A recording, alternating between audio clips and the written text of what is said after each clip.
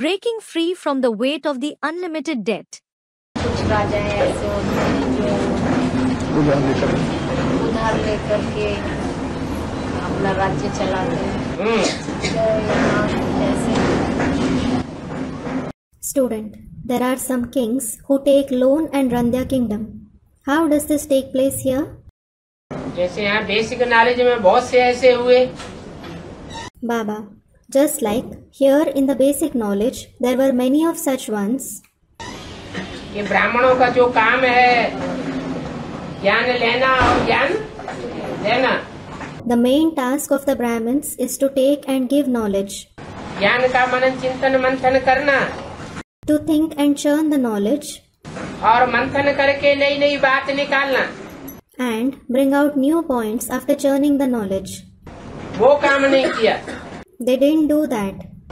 मान मर्तबा लेकर के बैठ गए। They sat taking honor and respect. तो जो असली पुरुषार्थ है वो किया नहीं। So they didn't make the real purusharth. और वो असली पुरुषार्थ कोई बैगरी पार्ट बजाने वाली आत्मा ने कर लिया। However, a soul who plays the part of a beggar made that true purusharth. वो कंट्रोल ही करते रह गए। They just kept controlling others and lagged behind. यहाँ ब्राह्मणों की दुनिया में दूसरों के ऊपर कंट्रोल करना, राजाई चलाना, डायरेक्शन झाड़ना, इससे भाग्य बनता है या बिगड़ता है? बिगड़ता है। Here in the world of Brahmins, to control others, to rule over them, to impose direction, does one make fortune through them or does it get spoiled? It gets spoiled. यहाँ तो ब्राह्मणों का बाप खुद कहते हैं बच्चे I am your most obedient servant. Here in fact, the father of the Brahmins himself says, "Children, I am your most obedient servant." तो बाप बच्चों का सर्वेंट बन करके आया हुआ है। So the father has come as the servant of the children. और बच्चे अपनी राजाई समझ करके बैठ जाए। And if the children think this is our kingdom, कि सबको मेरे कंट्रोल में चलना है, and everybody has to be in my control, तो उनका भाग्य बिगड़ जाता है। then their fortune gets spoiled. जो सच्ची कमाई करना चाहिए वो सच्ची कमाई नहीं करते। They don't make the true earning that they should. झूठे ही एक जन्म के मान मर्तबे में फंस जाते हैं। They get entangled in the false honor and respect of one birth. तो उनके ऊपर जैसे ईश्वरीय सेवा का कर्जा चढ़ता है।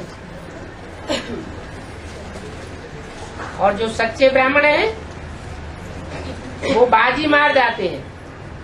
So it is as if they get into the debt of the Ishwariya service, whereas the true Brahmins bag the prize. इसलिए बोला अंदर वाले रह जावेंगे और बाहर वाले ले जावेंगे। This is why it was said, those who stay inside will be left behind and the outsiders will take away the inheritance.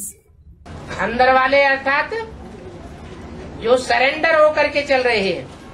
Those who stay inside, meaning those who stay being surrendered. दुनिया को ये दिखाते हैं हम तो ईश्वर के बच्चे बन गए। They show the world, we have become God's children. ईश्वरीय कार्य में सरेंडर हो गए। We became surrendered for the Ishwariya task. हमारा दुनियावी धंधे धोरे से कुछ लेना देना नहीं। We have nothing to do with the worldly business. और अंदर से मान मर्तबा लेकर के बैठ जाते हैं। But from within, they take honor and position. तो दुनिया के सामने दिखावा करते हैं। So they just show off in front of the world. फिर ऐसों की प्राप्ति कट हो जाती है। Then such ones lose the attainments. अगर मैं सीधा अगर माँ बाप का मेहर के माँ बाप का पाठ है तो क्या बच्चे उसका ऋण चुकता कर पाएंगे? बच्चे क्या माँ बाप की जो ऋण चुकता कर पाएंगे? मेहर के माँ बाप की अगर कर पाएंगे तो कितने बच्चे आएंगे? लौकिक दुनिया में माँ बाप के ऋण से बच्चे मुक्त हो जाते हैं क्या? Student, Shiv Baba plays the part of the unlimited mother and father in the confluence age. So, will the children be able to pay off their debts to the unlimited mother and father? If they are able to, how many children will be able to do it? Baba. In the Lockic world, do the children become free of the debts to their mother and father? हैं? नहीं हो पाते। They aren't able to. ऐसे ही ये बेहद के माँ बाप हैं। Similarly, this is the unlimited mother and father. उनके ऋण से बच्चे वो ही मुक्त होते हैं जो धर्मराज की सजाएं नहीं खाते। Only those children become free of their debt to him who don't suffer Dharmaraj's punishment. नहीं तो सजाएं खा जाते हैं। Otherwise, others suffer punishments. Dharmaraj की सजाएं कौन नहीं खाते हैं? Who don't suffer Dharmaraj's punishments? वो अष्टदेव क्यों सजाएं नहीं खाते हैं? Why don't those 8 deities suffer punishments? क्योंकि जब से ज्ञान में आते हैं तब से एक शिव बाबा दूसरा न कोई। It is because since they come in the knowledge, it is one Shiv Baba and no one else for them. बाप बाप नहीं, माता माता नहीं, Their father is in the father, their mother is in the mother. हमारा बाप शिव बाबा ही है, हमारी माता शिव बाबा ही है, Their father and mother is Shiv Baba alone. हमारा पिता शिव बाबा ही है, Their father is Shiv Baba alone. हमारा पति शिव बाबा ही है, Their husband is Shiv Baba alone. सब संबंध एक के साथ 100% निभाते हैं। They maintain all the relationships with the one 100%. इसलिए धर्मराज की सजाओं से मुक्त हो जाते हैं। This is why they become free from Dharmaraj's punishments. वो सारा ऋण चुकाए देते हैं ईश्वरीय सेवा करके। They settle all their debts by doing Ishwariya service.